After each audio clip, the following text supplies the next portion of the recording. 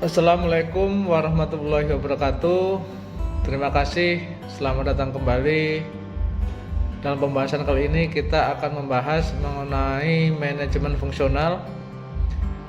Manajemen fungsional itu sendiri itu ada 3, yaitu manajemen SDM, manajemen keuangan, dan manajemen operasional.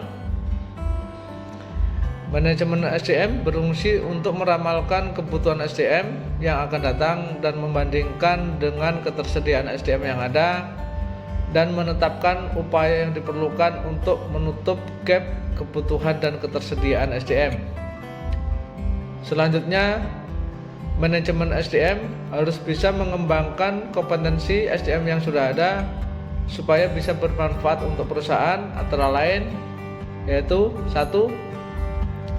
Manajemen kompetensi dan pengembangan, yaitu proses membuat, mengelola, dan mengembangkan serangkaian pengetahuan, keterampilan, serta sikap perilaku karyawan untuk memastikan perusahaan memiliki SDM yang memadai melalui training dan development.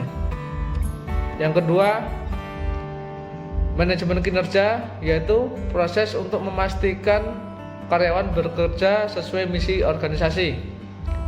Yang ketiga, manajemen talenta merupakan proses dalam pengelolaan SDM yang saling terintegritas dengan tujuan untuk menarik dan mengembangkan anggota yang kompeten dan berkomitmen. Keempat, manajemen karir merupakan aktivitas pengelolaan karir karyawan untuk mengatur perpindahan jabatan sehingga perusahaan akan mendapatkan pengganti yang memiliki kualitas dan kompetensi yang sesuai posisi dan jabatan. Dan tujuan daripada manajemen karir adalah untuk menjamin organisasi mendapatkan karyawan yang memiliki kualitas yang tepat untuk menduduki suatu jabatan serta menjaga dan mengelola kepuasan serta motivasi kerja karyawan.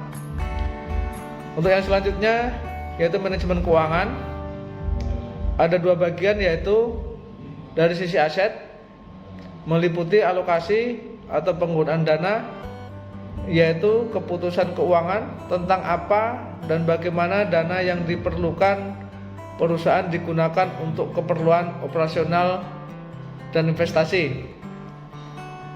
Dan yang kedua, yaitu sisi liability atau equity, meliputi kebutuhan biaya, yaitu keputusan keuangan tentang bagaimana cara memperoleh dana yang diperlukan untuk keperluan operasional dan investasi.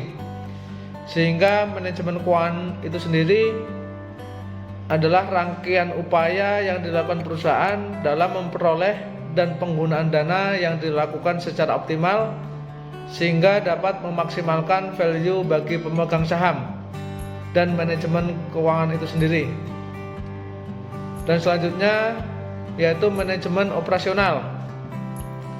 Manajemen operasional merupakan manajemen untuk menciptakan ataupun menghasilkan produksi.